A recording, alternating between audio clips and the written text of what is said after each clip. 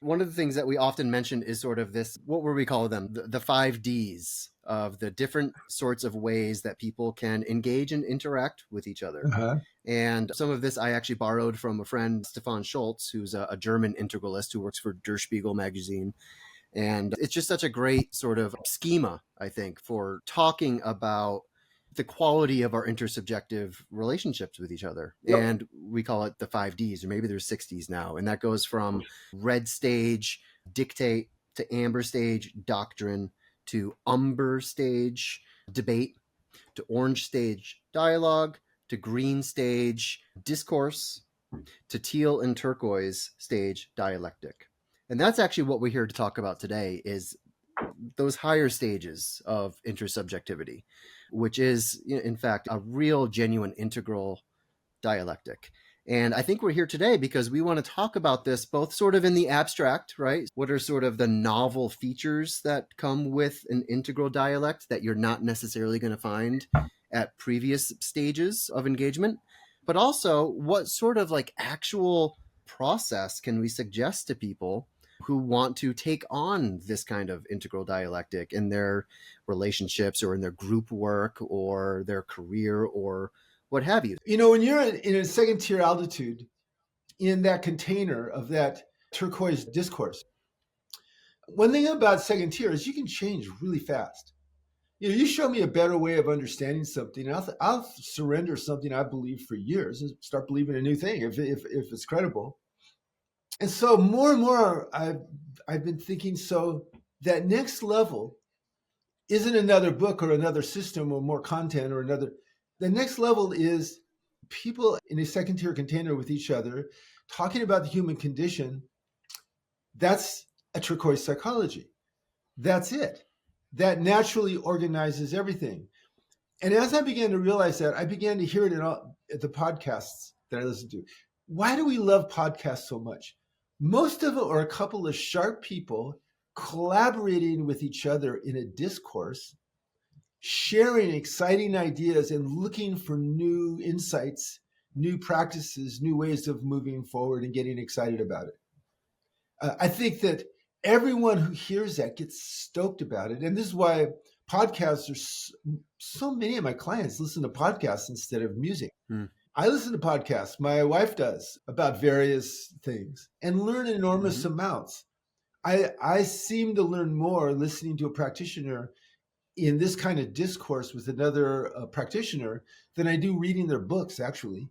Now I'll read their books too, and there's other stuff in there, but what is it about that, do you think, Keith? Is it sort of the second person-ness of those discussions where you're not only representing your kind of monolithic, perspective, but that perspective is actively enfolding with and being informed by another perspective? So it's a bit more dynamic, maybe, in a certain kind of way. I think that's it. I think via resonance circuits, mirror neurons, energetic resonances, we begin to get inside each other. When we're looking in each other's eyes, we're recapitulating each other's states of consciousness, including intentionality. And again, I'll get into more of that later, because when emotional intelligence was studied, there's a whole thing about how they establish norms that they just brushed over.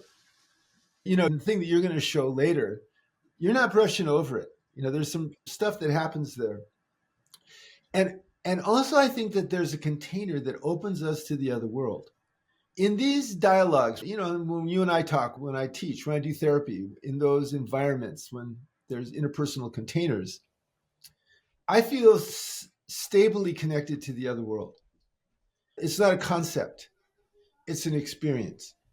And the subjective experience that I have with when I'm talking to you or Jeff or other people, that they're having that experience too, that there's something about this container that opens us up. And that openness is attractive. It attracts whatever the morphic fields of the area we're discussing. We're making a connection. You know how lightning, well, we build up a charge and then there'll be something on the ground and then they'll complete the circuit and bam, the lightning comes down. I think downloads happen like that. And I love that experience, one of the favorite experiences of my life. Like we're talking about earlier, Keith, whenever we get together, you just get sort of those flashes, those sparks, those, downloads, as you call them. And it happened to me as I was just now, as I was hearing you talk, particularly when you were talking about shifting norms, Mhm. right? And suddenly what happened to me is as soon as you said that, something just kind of flashed, and I could see sort of the landscape of the 8 zones sort of opening up in front of me. And I could see how this really does spill over from one zone into the next zone, into the next zone, Yes. into the next zone. And just to remind folks of what I mean by zones, the basic idea is that every one of the 4 quadrants can itself be viewed either in first person or in third person.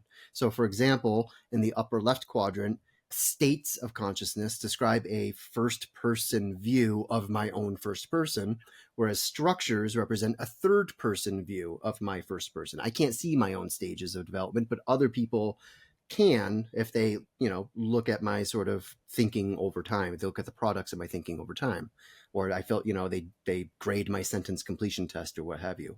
Every quadrant has this sort of inner and an outer.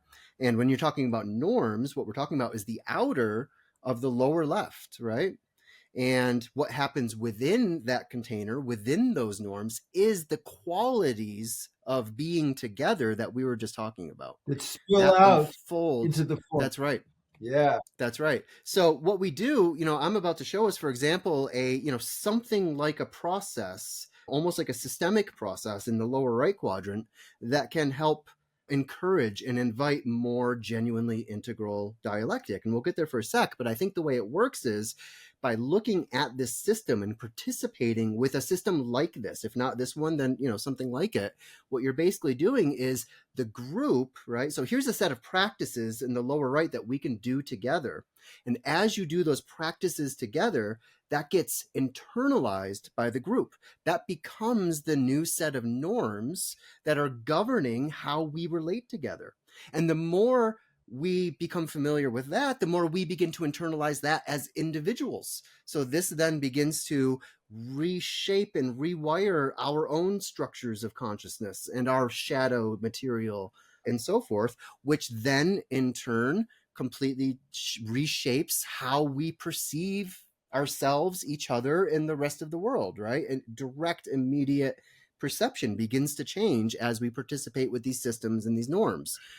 And then obviously in the upper right, that's going to produce both different behaviors in zone 6. But as you often talk about, Keith, a big piece of this is almost the neurochemistry of all of this, the mirror neurons that get activated. And like there are physiological reasons why we feel this way Absolutely, the neurochemistry when we're and having this. That's right. endocrinology. That's right. And all of that then spills back into the lower right quadrant as we begin to bring more attention and awareness to not just the systems that we're engaging in, but the overall surrounding environment, and noticing which environments are more or less conducive to experiences and systems and norms and so forth and behaviors such as these. So again, it's just one of those things where you said a single sentence and suddenly in my mind, it just like fractalizes into these 8 zones. And you can see how, if I change something here, that just washes through, and that, So it's really, in a it's turquoise gorgeous. dialectic, all these zones are Mm-hmm. congruent. If they Yes. stop being congruent, remember we were talking about in our last episode about free speech culture and free speech laws. And Mm-hmm. when they're Great incongruent, episode. so when there's an incongruency between any of the 8 zones, at a turquoise level, you notice it because you get uncomfortable. Right. And you follow the discomfort, just like in psychotherapy, you follow discomfort to Right. the material, and you go, oh, here's where we're being incongruent. That pulls us to a growth edge. And then that Right. growth edge, just like what just happened. So, what just happened with you is what happens in turquoise discourse, turquoise dialectic. Right. Towards an integral dialectic. So I've got this broken into 6 major steps. The first step, there's a pre-dialectic preparation, and then a non-exclusive setting, guiding principles for dialogue, process facilitation, post-dialectic integration, and then continuous evolution. So let's start at the very first stage, which is pre-dialectic preparation. So here there's a number of factors. And again, I'll just read through these. And Keith, if you want to interject at any time, please do. Sure. So we begin with a commitment to inner work. Participants engage in ongoing personal development practice, such as meditation, contemplative inquiry, or psychospiritual integration, in order to cultivate self-awareness and diminish egoic barriers. This prepares individuals to enter the dialogue with an open heart and mind, ready to engage beyond personal biases. This is literally what you were just talking Yes, about. and this is where, remember, Ken said when people have difficulty with contemplative practices or with senses of unity, he said, well, you have to develop the interior tools to examine them, the instruments. That's right. So the way you develop the instruments is with these kinds of practices. You brought this in. Emotional intelligence is critical here. Emotional and psychological readiness, acknowledging the potential intensity of turquoise dialogues. Participants prepare themselves emotionally and psychologically, recognizing the possibility of encountering challenging or transformative ideas and emotions. This is important because, guys, transformation doesn't always feel good, right? Transformation isn't always pretty. It's not always like, oh, I feel this release into, sometimes that shit hurts, right? Oh, God. Especially if you have a psychological structure that is not yet capable of sustaining or supporting that transformation. It can break us into pieces, which can be painful, but then gives us the opportunity to reconstruct ourselves or to reconstruct our frame or our mental models or what have you in new and novel ways. But that initial sort of, deconstruction of self or your ideas or your models can be a little bit uncomfortable and even painful. So having this kind of emotional and psychological readiness, I think, is really important. Yeah, I had that happen with Willow Pearson. She called me out at the Integral Psychotherapy Conference. There were 50 people, and I was just sitting there. And she said, why is it that you're so oppositional here? And people going, yeah. And I went, I guess I have a blind spot. I'll take care of it. I went home, got into therapy, found it, and related blind spots. It really led into a whole nother level of development. But that moment was a very uncomfortable moment. Now we get to the third step. Here are some guiding principles for the actual dialogue itself. Complexity embrace, recognizing and valuing the inherent complexity of issues. Participants approach dialogue with a readiness to explore multifaceted perspectives without oversimplification. Construct awareness, cultivate an acute awareness of the personal and collective constructs that shape our perceptions, beliefs, and interactions. This principle encourages participants to explore and articulate the underlying assumptions and mental models that inform their viewpoints, fostering a dialogue space where these constructs can be examined, questioned, and, when necessary, transcended. Constructive paradox, viewing paradoxes not as obstacles, but as opportunities for deeper insight. Participants engage with conflicting ideas in a way that seeks to transcend and include them, fostering emergent understandings. Dynamic equilibrium, balancing advocacy and inquiry, speaking and listening, and challenging and supporting. Participants maintain a dynamic equilibrium that fosters both individual expression and collective synthesis. All of this, of course, is our versions of our next one, polarities. Introducing polarity thinking as a guiding principle where participants recognize and value the interdependent opposites within discussions, acknowledging that polarities are natural and existent in all aspects of life. The dialogue actively works with these energies rather than trying to resolve or eliminate them. This approach fosters a more nuanced understanding of complex issues and encourages a dynamic balance between contrasting perspectives. Which brings us to interconnected perspectives. This is another one that I really personally, I love this one. Embrace the principle that every perspective shared in the dialogue is a reflection of and contributes to a larger ecosystem of thought, action, and experience. Recognizing that this ecosystem is continuously shaped by and shaping us. Participants approach each perspective with a sense of reverence and curiosity, understanding that it offers a unique window into the complex web of life. This invites participants to see themselves and their viewpoints as deeply interconnected with the collective and the surrounding environment, reflecting a dynamic interplay where individual and collective transformation are inseparable. Mutual co-evolution, another thing that we just talked about. probably about 20 minutes ago, emphasize the co-evolutionary nature of dialogue, where individual growth and collective advancement are seen as mutually reinforcing. Recognize that by contributing to the dialogue, participants are actively participating in the shaping of a collective consciousness and culture, just as these larger forces shape the individuals within them. Finally, integral ethics, embodying an integral ethical framework that recognizes the interdependence of all life and the responsibility to act in ways that promote the health and well-being of the whole.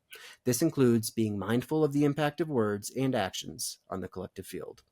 That's going to bring us to the fourth And one, I facilitating one this point process. before we go into process Yeah. facilitation.